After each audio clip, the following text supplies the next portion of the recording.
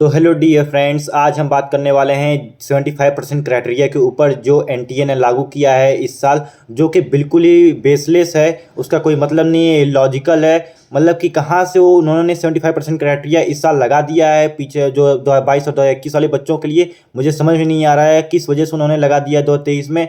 वो मतलब कि 2021 में जो बच्चा समझते हैं इस चीज़ को, हम अभी समझने वाले हैं। 2021 में जो पेपर दिए थे बोर्ड का, उसका जो थर्ड अटेम्प्ट आने वाला है वो कैसे पेपर देगा, उसके लिए तो आपने कुछ नहीं बताया कि 75% उसका होना चाहिए कि नहीं होना चाहिए। अब 2023 में उसके थर्ड अटेम्प्ट में आप बता रहे हो कि 75% क्राइटेरिया होना चाहिए कि नहीं होना चाहिए। तो कैसे देगा अपना थर्ड अटेम्प्ट, कैसे वो अपना मतलब कि जेई का इस बार एग्जाम क्लियर करेगा, जो 2 साल से लगातार मेहनत कंटिन्यूसली करते चला जा रहा है। अपना समय गवाया, उसका पैसा लगा, उसका मतलब कि इतने अपने परिवार से बहुत दिनों तक दूर रहा है। मान लीजिए कोटा में प्रिपरेशन कर रहा है या फिर दिल्ली में या फिर कहीं भी अपने परिवार से रहकर दूर प्रिपरेशन कर रहा है, घर की स्थिति ठीक नहीं है, या फिर कोई मरीज है घर में जिसके ऊपर पैसा लग रहा है, इधर भी पैसा लग रहा है, दोनों तरफ अपना टाइम वेस्ट हो रहा है। तो ये सब बातें बहुत ज़्यादा होती हैं लॉजिकल, जो कि हर इंडियन फैमिली में होती हैं 90% घरों में, 95% घरों में यही तकलीफें होती हैं कि कोई पेशेंट रहता है घर में जिसके ऊपर पैसा लग रहा है, बच्चे के पढ़ाई लिखाई पे पैसा लग रहा है। एक दो बच्चे, मतलब सिर्फ एक ही बच्चे को नहीं पढ़ाना रहता है, और भी एक दो बच्चे होते हैं जिनके ऊपर पैसा खर्च करना रहता है। एक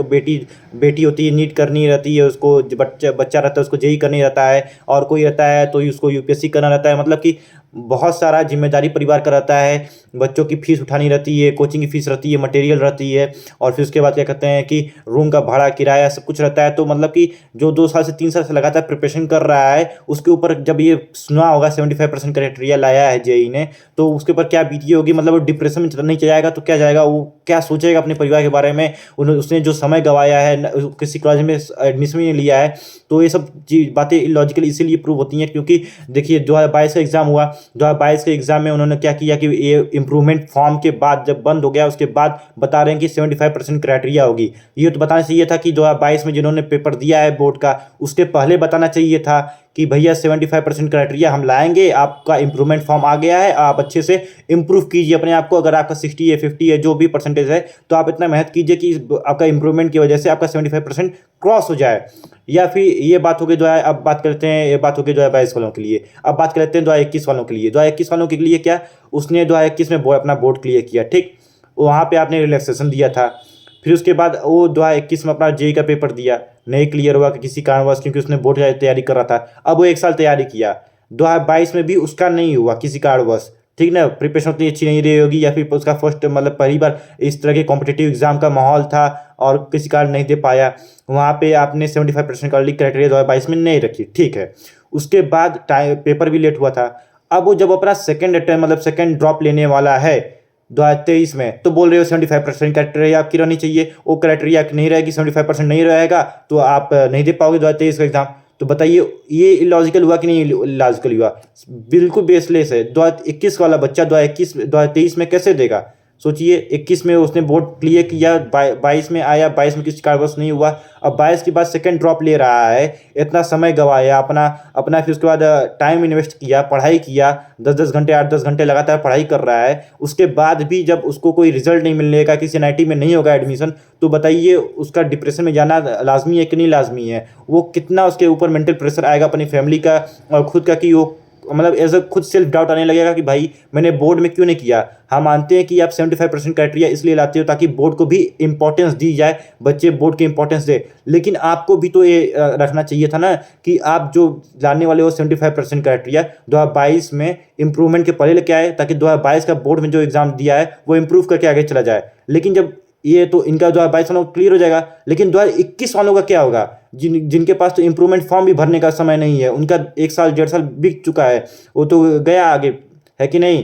अब तो वो तो बोर्ड का फॉर्म भी नहीं भर सकते इंप्रूवमेंट का, तो उनका क्या होगा, उनके लिए 75% क्राइटेरिया का क्या होगा। अब ये बात तो 75% की हो गई। अब हर बोर्ड की भी स्थिति अलग होती है, यूपी बोर्ड की अलग, झारखंड बोर्ड की अलग, बिहार बोर्ड की अलग, सीबीएसई बोर्ड की अलग होती है। वहाँ पे चेकिंग माध्यम अलग होता है, वहाँ पे मार्किंग स्कीम अलग होती है। किसी में कम नंबर मिलता है, किसी बोर्ड में ज़्यादा नंबर देते हैं बढ़ा के, वहाँ के बोर्ड वाले गवर्नमेंट के हिसाब से रहता है रूल, है कि नहीं।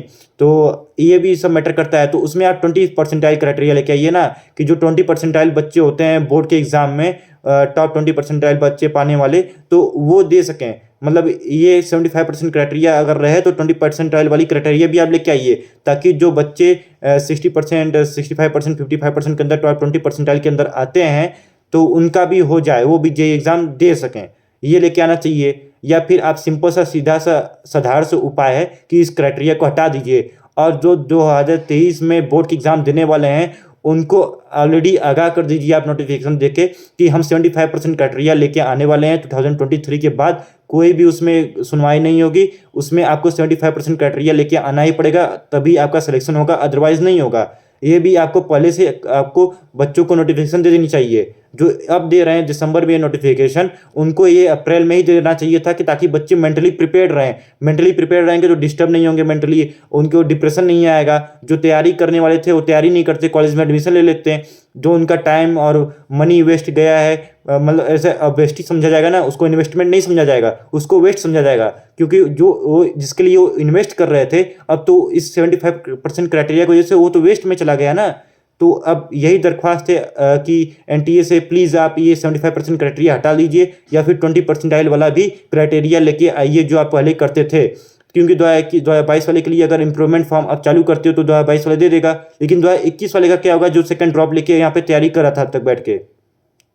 तो आप सभी को बता देना चाहता हूँ कि एनबी सर की जो वीडियो थी, आप सब जानते हो कि एनबी सर ने अपना वीडियो डाला है इसी 75% क्राइटेरिया को लेके। उस पर काफ़ी गुस्सा है, वो काफ़ी भावुक हो गए थे उस वीडियो में। जो मैंने बातें की हैं वो भी वही सब बातें कर रहे थे। तो उन्होंने एक गूगल फॉर्म अपना नीचे डिस्क्रिप्शन बॉक्स में दिया है, तो उनकी वीडियो जाके मैं देखने के लिए अपनी वीडियो को लाइक से सब्सक्राइब करने से बेहतर मैं बोल रहा हूँ कि एनवी सर की वीडियो को जाकर लाइक से सपोर्ट कीजिए उनके वीडियोस को, ताकि उनकी वीडियो और बच्चों तक पहुँचे यूट्यूब पे, और अब जितने बच्चे इस पीड़ा से गुजर रहे हैं वो वहाँ पे अपना गूगल फॉर्म भर सकें। और तब गूगल वहाँ पे वो क्या करेंगे कि उस पिटीशन को, उस फॉर्म को लेके वो एनटीओ को भेजेंगे, एनटीओ को मेल करेंगे, ताकि एनटीए वाले समझ सकें कि कितने लाखों बच्चे हैं, हज़ारों बच्चे हैं जिनका 75% से कम है और जेईई की तैयारी कर रहे थे और काफ़ी वो डिप्रेशन में हैं, ताकि ये जो क्राइटेरिया है 75% वाली वो हट सके। तो आशा करता हूँ कि आप एनवी सर की वीडियो जगह जाकर लाइक शेयर सब्सक्राइब करोगे, वहाँ पर अपना गूगल फॉर्म में भरोगे, ताकि जो बच्चे इस पीड़ा से गुजर रहे हैं ताकि वो जाके अपना गूगल फॉर्म भर सकें और उनको कोई ना कोई एक उम्मीद मिल सके, उम्मीद की झलक मिले उनको।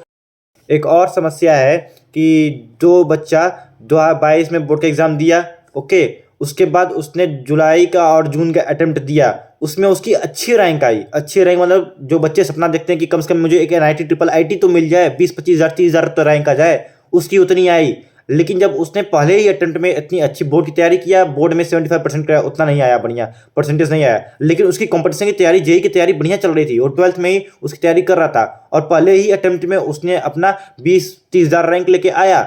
जब पहली बार में जब कोई करना जाएगा, 20-30 हज़ार उसका सिलेक्शन हो जा रहा है, एक ट्रिपल आईटी या फिर एनआईटी कॉलेज उसको मिल जा रहा है, लेकिन उसको चाहिए एक बढ़िया कॉलेज चाहिए, एक रेपुटेटेड कॉलेज चाहिए जो ऊंचे लेवल पे हो, तो वो वहाँ पे पढ़ाई करना चाह रहा हो। उसके सपने का जो कॉलेज है, जो उसने ड्रीम देखा है कि मुझे इस आईआईटी में चाहिए, उस एनआईटी में एडमिशन चाहिए, वो नहीं मिला, लेकिन उसका सिलेक्शन हो गया। इस वजह से उसका 75% का नहीं आया है बोर्ड में अभी, ठीक। उसके बाद आपने ये भी नहीं बताया कि अभी उसका हम 2023 में 75% वाला लेके आएंगे, वो तो आपने दिसंबर में बताया।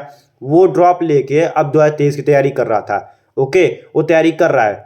अब अचानक से आप बोलते हो 15 तारीख को, भैया आपका जेईई का 75% क्राइटेरिया है, आप 75% क्राइटेरिया के अकॉर्डिंग ही दोगे, जिसका नहीं आएगा 75%, वो जिसका नीचे 75% के नीचे वो नहीं दे पाएगा बोर्ड का एग्जाम, मतलब जेईई का एग्जाम नहीं दे पाएगा। आपको ये इंप्रूवमेंट के पहले बताना चाहिए था ना, ये गलती है कि नहीं है। 2021 वाला थर्ड अटेम्प्ट नहीं दे पाएगा, 22 में आपने इंप्रूवमेंट के पहले बताया नहीं, और जो बच्चा जिसकी रैंक आई थी 2022 से बढ़िया जून और जुलाई वाले में अटेम्प्ट में, वो अब वहाँ पे तो उसने सिलेक्शन लिया नहीं अपना, क्योंकि उसको बढ़िया रैंक चाहिए थी। अब वो भैया जाएगा अपना 2023 में एग्जाम देने के लिए सोच रहा था, अपना भाई कॉलेज में एडमिशन भी नहीं लिया, उसकी रैंक आते हुए भी वो नहीं लिया, क्योंकि उसको बढ़िया रैंक चाहिए थी, बढ़िया कॉलेज चाहिए था। इस वजह से अब वो 2023 का एग्जाम भी नहीं दे पाएगा। 75% क्राइटेरिया उठा दिए हैं आप। आपने ये भी नहीं बताया कि भैया हम इम्प्रूवमेंट के पहले ला रहे हैं 75% क्राइटेरिया, अब इम्प्रूवमेंट का फॉर्म भरो, बढ़िया प्रदर्शन करो, बढ़िया 75% क्राइटेरिया को पास करो, उसके बाद अपना जेईई का एग्जाम दे दो। तो उसके लिए पता रहता हो, मेंटली प्रिपेयर तो रहता। तो ये सब गलती है कि नहीं?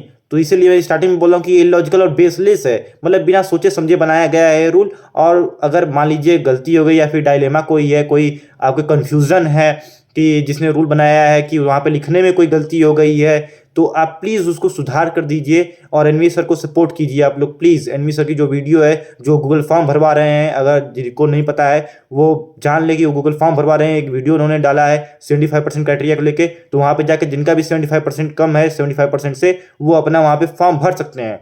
ओके, ताकि इस तरह के एनवी सर उसको एनटीए के पास भेजेंगे, बना के मेल करेंगे उसको, तो उसमें जितने बच्चों का मेल रहेगा, जितने बच्चों का फॉर्म भरा रहेगा, नेम रहेगा उसके अंदर, उतना ज़्यादा सपोर्ट मिलेगा। इन जितने बच्चे जो दुख पीड़ा से गुजर रहे हैं उनको सपोर्ट मिलेगा, और हो सकता है कि ये क्राइटेरिया हट जाए हम लोगों के सपोर्ट से, एनवी सर के सपोर्ट से।